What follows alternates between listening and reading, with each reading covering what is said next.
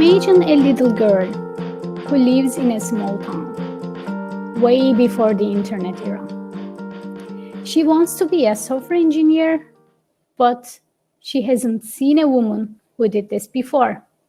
My name is Furkan Karayel, and this is my story. I grew up in a small town in Turkey, and I didn't have role models, not even on papers or TVs.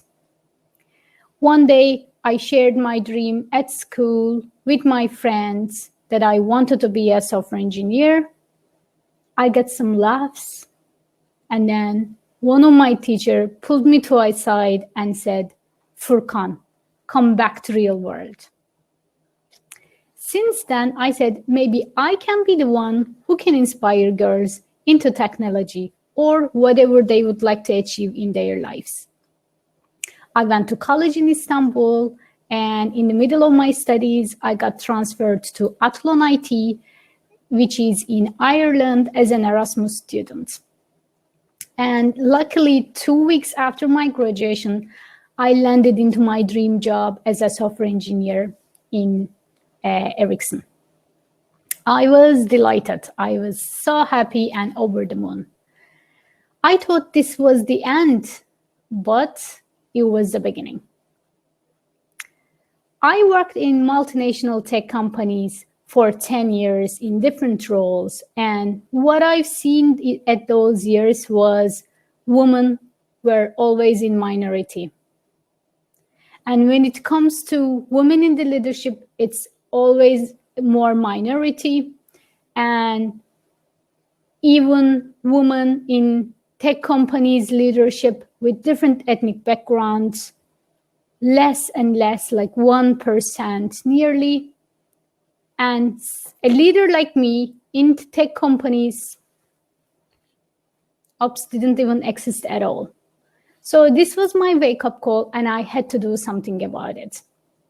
I founded my company Diverse In to bring people from different backgrounds together to make equal and happier workplaces.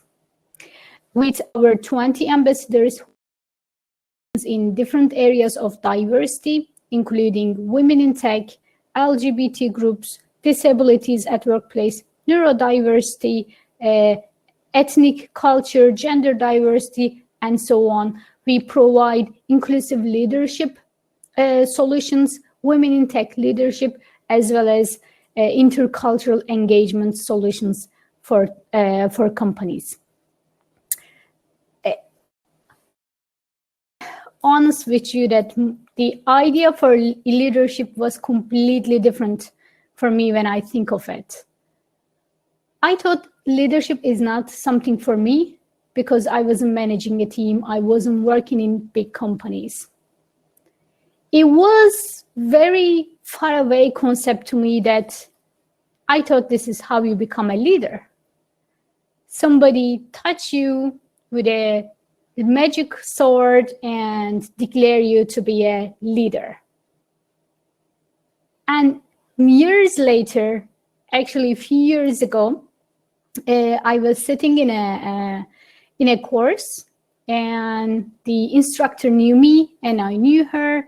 And in one of her slides, she referred me as a leader who inspired achieving diversity and inclusion for others. I was shocked. I was very surprised because this didn't match into the leadership profile I had in my mind. But then I come across with the definition of leadership by Bill George. It says, some leaders didn't see themselves as leaders at all. Instead, they wanted to make a difference and inspire others to join them in pursuing common goals. If that isn't leadership, what is? It makes so much sense to me now what a leadership is. And imagine these leaders. I had the photo of Oprah here as well. Oprah, Malala, Marie Curie, they are completely different people from different part of the world. They didn't have big teams to manage at first. And what they had was they had big dreams. so that people follow their lead to pursue those dreams. So, which is so important. What I'm going to do now is I'm going to share few tips and recommendations for you to build your leadership profile from my observations working in big companies or working for myself, or the experiences that I had people around me. The first thing is we women, we mostly underestimate our skills and achievements. And I used to do that a lot as well. And whatever I did wasn't enough for me in my threshold. I wanted to do more. And even the small achievements I didn't really appreciate. But how to overcome this is maybe write down your achievements, even though if it's small, write down your skills and achievements and read and remind yourself time to time, how great you are, how great achievements you did, and how much time and effort you actually spent on them. Give yourself the credibility.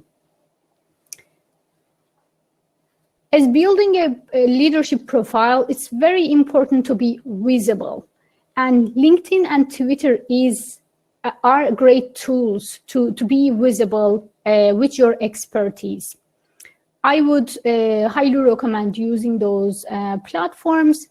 In fact, my first public speaking experience opportunity came from Twitter. After I asked the organizer, why did she actually pick me? Because that was my first public speaking experience. She said she saw my profile and she thought that I was doing the public speaking already from my profile. And it's also a great opportunity to find people in your area, to catch up with the events, what's going on in the world, and who is doing what in terms of leadership. I'm gonna be honest with you, I still struggle with this, asking for help, opportunity, challenge, a question even. It's difficult, but from my own experience in the area, what I've seen that people who ask move forward very easily.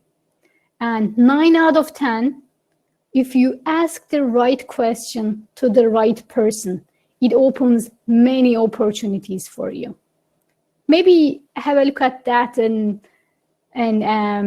maybe try practicing it. Getting to the club is basically networking. Let's say you would like to transition your career to tech, and obviously you wouldn't have much friends by then with the people with the same background. Then you get into the clubs, for example, like this, or other groups, maybe local groups in your town, that you get so much information and so much experience from those people's experiences. So networking opens many doors for you. And I've seen that, and myself as well, for many, many years. I didn't even knew the importance of networking. But when I start doing it a little bit, I've seen the big difference. The opportunities coming to me, and I was more visible in the field, and it was like a game changer. Surround yourself with positive people. I can't stress this enough, because we have the control of our environment, the people around us. Make sure that you choose your power team, that they energize you, they motivate you, but not drain you. Because life is so short to have negative people around. One of the last thing I would like to say is speaking. Public speaking, you can get, the earlier you get into public speaking is the better. like it's one of the scariest thing for many people in the world, but you can maybe start slowly. Let's say you learn a new tool or a new skill, and you can group your colleagues together at work, and maybe at a lunch and learn session, you can present them what you learned, what are the mistakes you have done, what are the learning process that you followed, and etc. So this will grow more and more day by day, and nobody's born with a public speaking skill.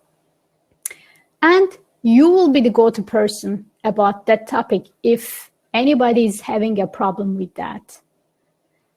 Another thing to speak about is make sure that you talk about your own life story too. This connects you with the people, and people are craving for authentic stories. What makes your leadership?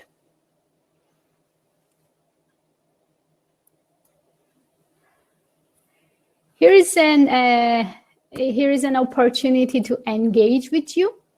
So I'm going to give you 2 minutes, and I ask you the question, what is the one action you will commit today to build your leadership profile?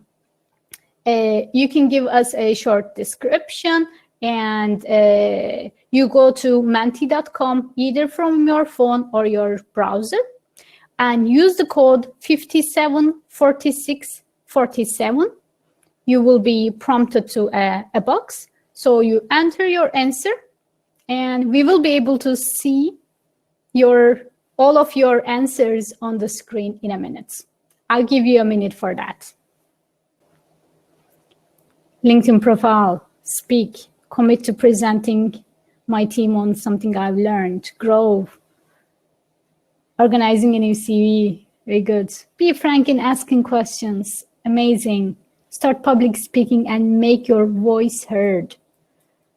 Try to face fears and get out of my comfort zone. More networking. Publish a note of my own, speaking my mind for the first time on LinkedIn. These are all great. You see, we are inspired by these amazing takeaways. Work for more diversity. Speak. Increase my network. Amazing. Amazing. I'll recognize what I have accomplished. Very good. Very important. Now I'm gonna stop sharing this. And if you are taking one thing out of this presentation, my final note is actually embrace your authentic self and empower each other. We need this more than ever to support each other and support each other's authentic voice and authentic self. This starts with you. Recognizing your own voice, recognizing your own values and authentic self. And this is the core of inclusive leadership.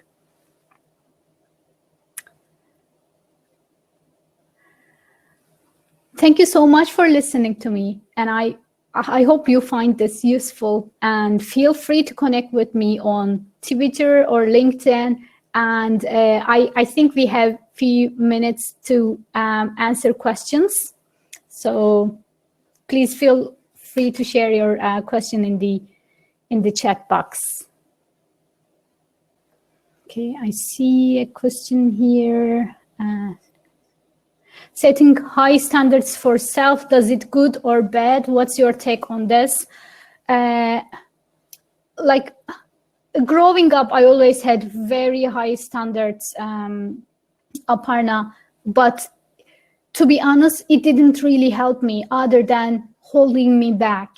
So I am embracing imperfectionism at the moment. There are great resources about imperfectionism and how perfectionism is actually killing your time, killing your skills to be visible.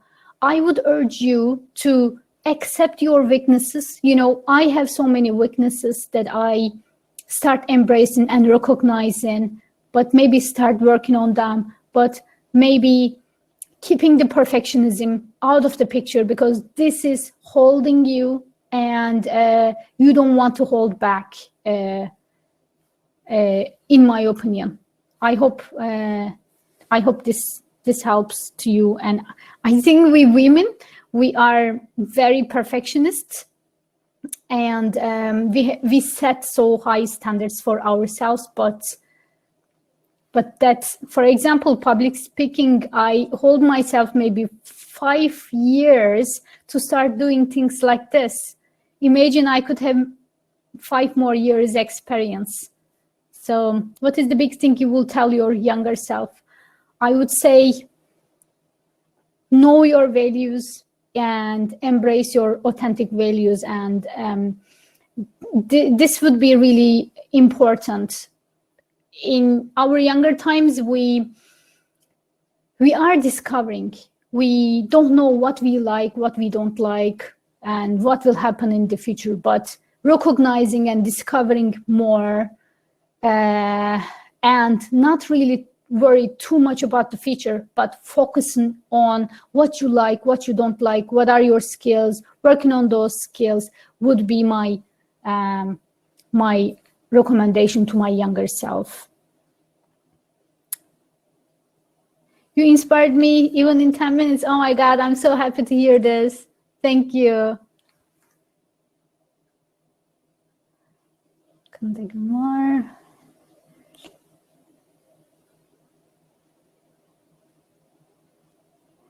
How do you set a line between confidence and overconfidence? I think it's a very good question. Confidence and overconfidence.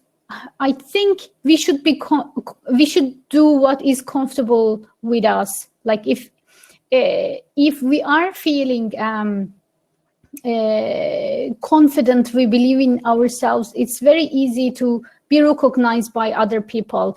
But if it's like overconfidence, I think people do this on purpose. And like if you don't aim for like overconfidence, I want to be like this or this, so then recognizing those confidence and making points that will help you to build your confidence is appreciated by people.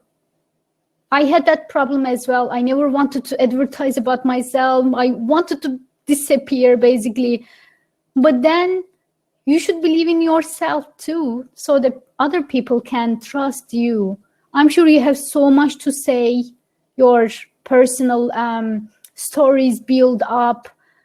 You know, this is my story. This is how my life shaped. But I'm sure you have a completely different path, and you learned so much, and you should share it with your, bring in this authentic confidence to you and start sharing. And if you really do it for the sake of, sharing, it's very obvious if it's overconfidence or if it's an authentic confidence. Yes, the session is recorded. And how would I define myself as a person? I'm still discovering about myself. It's a journey. I read so many books about self-discovery and learning more about myself. I think the life is all about discovering about ourselves, and there is no end to it. So thank you so much, and my session is over. Happy to connect with you, and thank you so much for listening to me. Enjoy the rest of your day.